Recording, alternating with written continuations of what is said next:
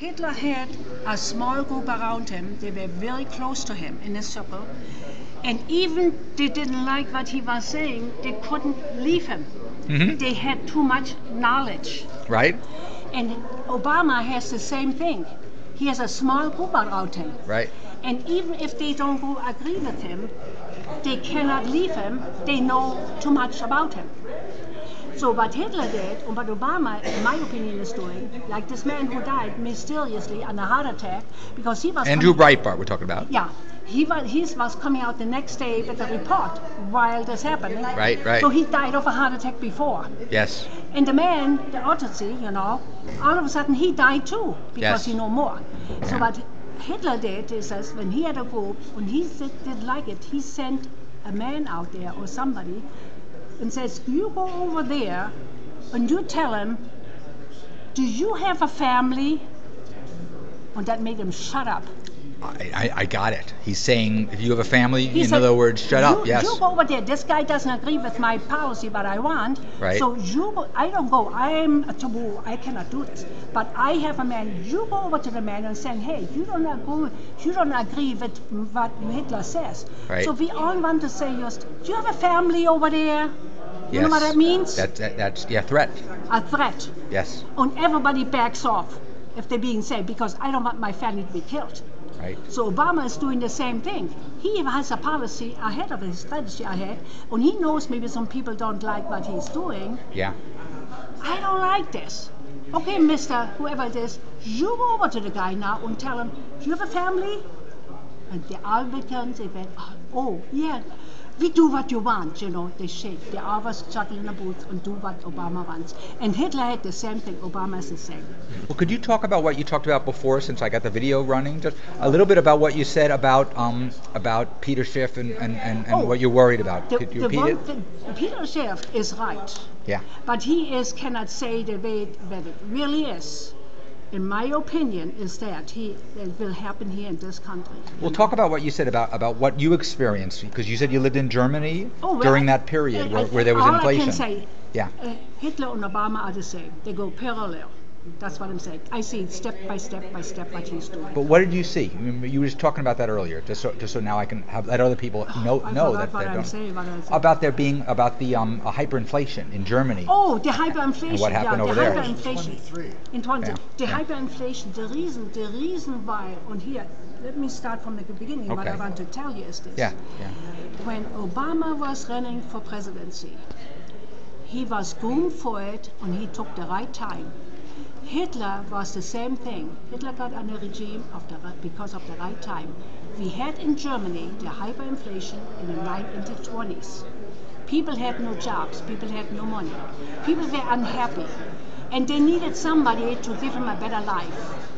We had it here. The war started in 2001 under Bush.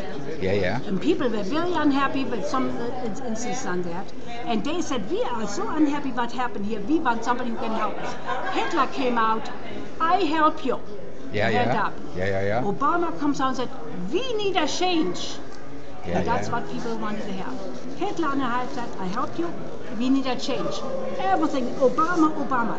And that's what the Germans said. Hitler. Well, could you talk more about the... Go on, I'm sorry. Yeah. But I'm saying stupid. The Germans were just as stupid than the American people. Yeah. Most of them. There are some of them they understand. But German, that's why I said the Germans people were stupid too. In 1937, after Hitler was in the regime for 4 or 5 years, he knew exactly what he was doing, Hitler. Yes. He knew. The American people knew. He had 4 years to take over companies and factories and everything else. People didn't get a job till 1934. They were unhappy with Hitler. They're saying, we don't have jobs. The unemployment was skyrocket high, Everything they had it with Hitler. All of a sudden, he swung it around, Hitler, after 4 years in his regime.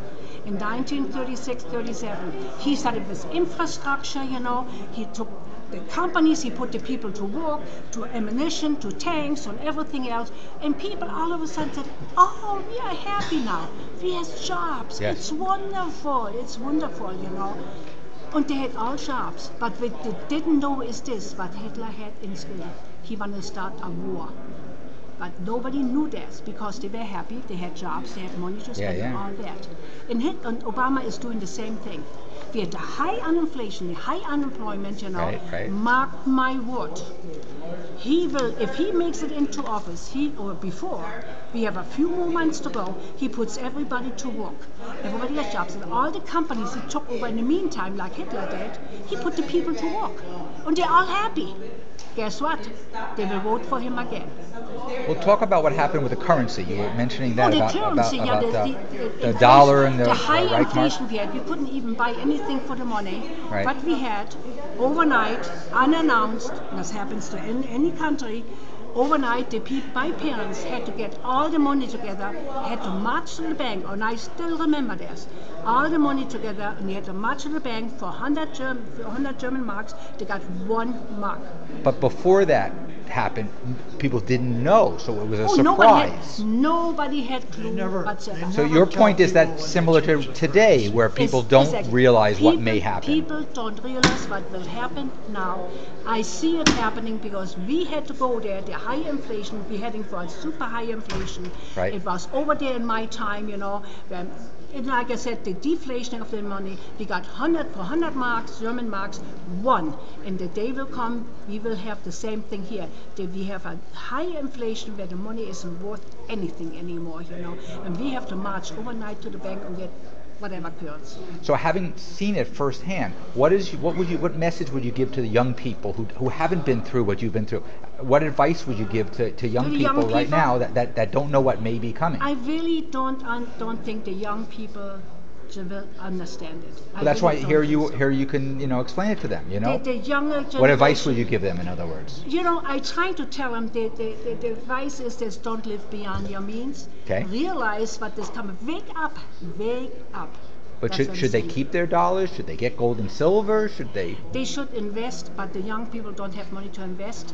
Right. Because what happened to you're young too, but the older people, when the young people have money, they're living from a hand in a mouth, they do not know how to save money. Yeah.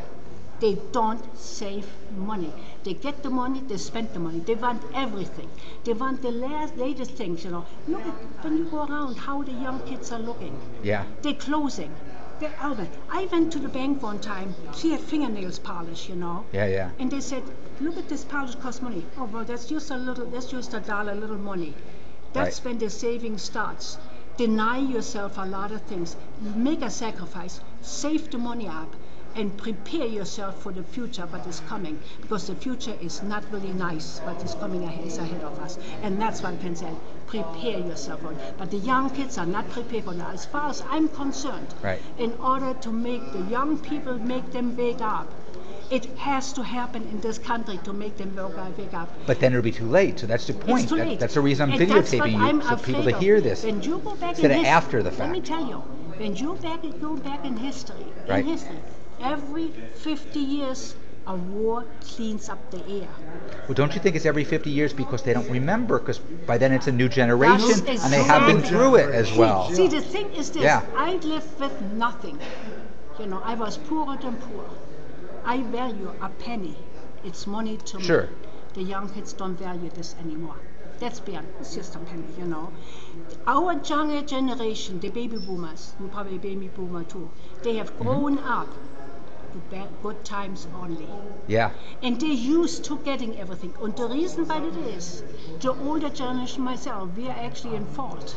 Because we went to bad times and we wanted to have our kids this better. Yeah. We did it to our own kids.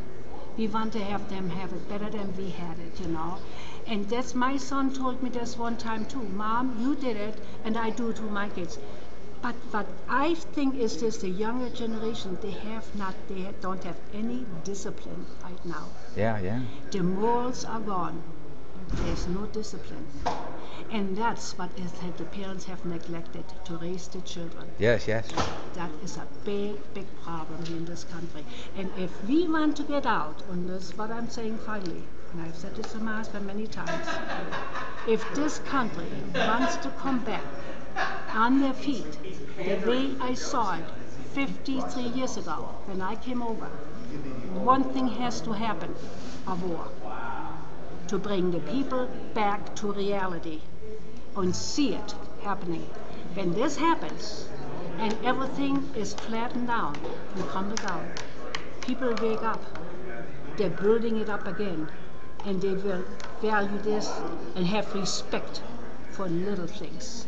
And that's what is not there today anymore. There is no respect for little things. They don't appreciate anything anymore. Am I right on this? Yeah, it's true. It really is true. Things are different you know, than they were. actually, I lived in France in 51, 52. Okay. And the franc just kept getting weaker and weaker and weaker. And they had the national referendum on a new constitution because the old one wasn't working. Okay. And then the gold got banned, and they just moved the decimal over a couple of points. 500 francs became 5 francs. 1,000 francs became 100 francs. So what advice can you give, for somebody who has some savings, in today's economy, based on what you've both been through? Buy something that holds its value. Let me tell you something else. Let me tell you only one thing. Let me tell you one thing about what Francis said. Example, it's really true. I was 10 years old. The war came to an end, right? And we lived in a housing complex. No running water, nothing. Really poor. And this was where? In Germany? In Germany. Yeah. And let me tell you something else. When you said, what would you advise? Yeah. Money is useless. Gold and silver, hard assets, bring you to the war on the field. And let me tell you, I remember I was 8 years old and we had nothing. We had to jump on a moving train, to some little village, begging for food, right? My sister and I, we were not the only one begging for food.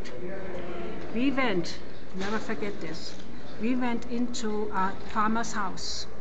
There was the farmer sitting with his wife. She sat there, and he sat there and said, he came in, 2 girls, 8 or 9 years old, right, begging for food.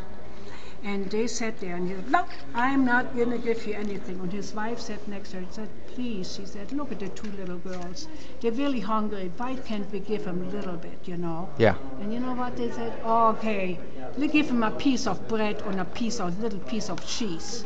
And we were so happy to get that, begging for food. Now, I want to tell you, in order to get out of the things, because my parents didn't have all that. My father was a hard worker, He was drafted to the war in 1939. My mother had 3 kids, the bombing of Hamburg, flattening of Hamburg, Mm-hmm. When I lived in this little housing complex with nothing, we had nothing. There was a family, she had 3 children, a boy and 2 girls. And her husband was in the war too, but he had a pharmacy before. So he came out of the war. Within 1 week, all the women were helping each other. This woman didn't know how to do housework. My mother and everybody had to help her. This man came back. Within 1 week, Yeah. He had a bicycle for his kids. He had a car, and he took his family out of this complex. Do you know how he got it? He had gold and silver.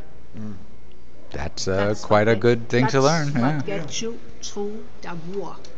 Money is useless. Gold and silver, you survive on that. They're the true. And that's the only thing that That's the gets true you through money. it. True That money. is an example I had.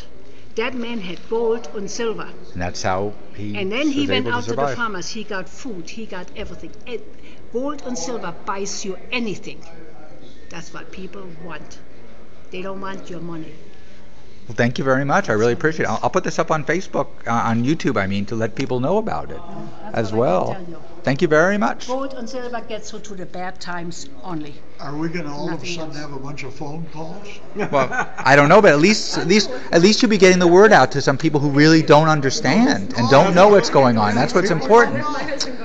We're at the Gold Conference, the Money Show in Las Vegas, Nevada, and it's May 16th, 2012. Can't get a income CD for our bank. Well, There's a no dollar. place to put money now. The prices thing I are want to about tell you. 18 times as Yeah. high as they were. When the kids go into school right now, Mhm. Everybody is I grew up in the compassionate. 30s. If there's something happening, there's a crisis. Right. Right to be counselors. Oh my God. Well, wait a minute. You My went to- first job, you know, I went A hot dog. anyway, going back to the school. Was a nickel. My best girlfriend, when we got bombed out in Hamburg, Flattened in 1942. Oh, yeah, Wow. sure. The bombing of Hamburg. Yeah. I was in a bunker. And that is really I true. I was remember in a in bunker. 1939 That's the a war war. started. And Now, our all women of a and sudden, children, the my hot mother dog that didn't was a nickel believe became a in dime. hitting a child. And the Coke became a dime. Yeah. Yeah, listen. Yeah. Everything went up all of a And sudden. we were all in there. There were two men in there. They came from the war, just Yeah. had a few days off. They were with us in the bunker, Where was that? and all women and children. Yeah. And they were bunk beds. And on the bunk beds was a grandmother. Very strong. And when you're young, you don't understand everything. Yeah. And this grandmother lost her mind. And I laughed. My mother took her hand and she whacked me over the head, in the head. First time in my life. Never forgot that. Never. That was the only time. My mother used to look at us and we behaved. Just a look. But she you were took her born in hand 30? when I got Yeah. A little more Well, discipline you at that time than today. When the mother. We've got- Now here we are in a bunker. Didn't know what the inferno was out there in the shipyard. All the tankers, oil ships. Yeah. Is that the water was coming in. And we had benches standing there. There were the two men in the bunker. There was a pump in the corner where they could pump in fresh air because there was no circulation in the bunker, you know. Pump air in there. You know, I And just all read of a sudden they were pumping smoke in there. kids. And all the women were yelling, stop pumping, the smoke comes in from the Real outside. easy stuff. So They they didn't take stopped. things that were And now we saw the challenging, water like coming into the bunker. And I got two. And we had to go all on the picnic benches. Engineering school. And we had just a suitcase, that's all, but we had on the clothes on our body. And we had to walk down on the benches towards the door outside. It was a big metal door with a big latch on it, metal. But the American, So the two men in the bunker, they went into the front and tried to open the door. The door wouldn't open Okay. because it was melting the heat, which we didn't know inside. And they finally said, we have to give up, we cannot. The water was up to my hips as a girl. You know, we were all drowning almost. Oh my And God. then, up to my hips. And I thought, oh my gosh, you know, I was 8 years old, you know, so I didn't see it was like this. And so we are all standing in water there. And then the two men said, we cannot get the door open. So then they said, we do it one more try. They found something, whatever it was. And they made one try and pried the door open with the latch, you know, and opened up the door. And we looked out. There was a big inferno out there. And there were all these tankers, you know, the oil tankers on ships. And all the soldiers on the ships, they sunk all the ships, you know. There were oil underwater and they were swimming in the oil and dying and crying. I'll never forget this. But what I really want to tell you is this, I was a child. It was an inferno out there. I mean, craters of bombs and people running around, losing their mind on all this business, you know. And so anyway, we came around the building, flames were coming out. And here is my mother in front of it, my sister on the arm. She was only a year or 2 years old, and my sister and I running behind my mother, you know. And then here is my girlfriend. Her mother was trapped on a big iron beam in this building. My best girlfriend.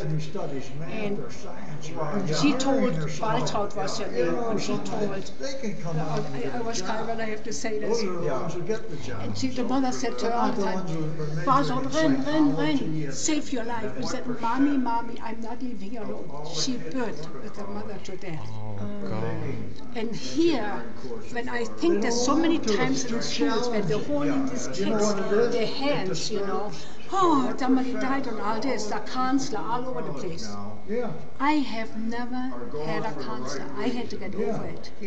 I just had to run for my life. You know, my mother was on the boat and I was on the land and they threw me on the boat. I could have sank in the water. I have so many stories to tell. It is just, Well, thank you very much for this interview. It's Appreciate really it. something. But that's another thing. The kids are too No, soft. in reality, it's supposed Yep. to They're train too you. soft.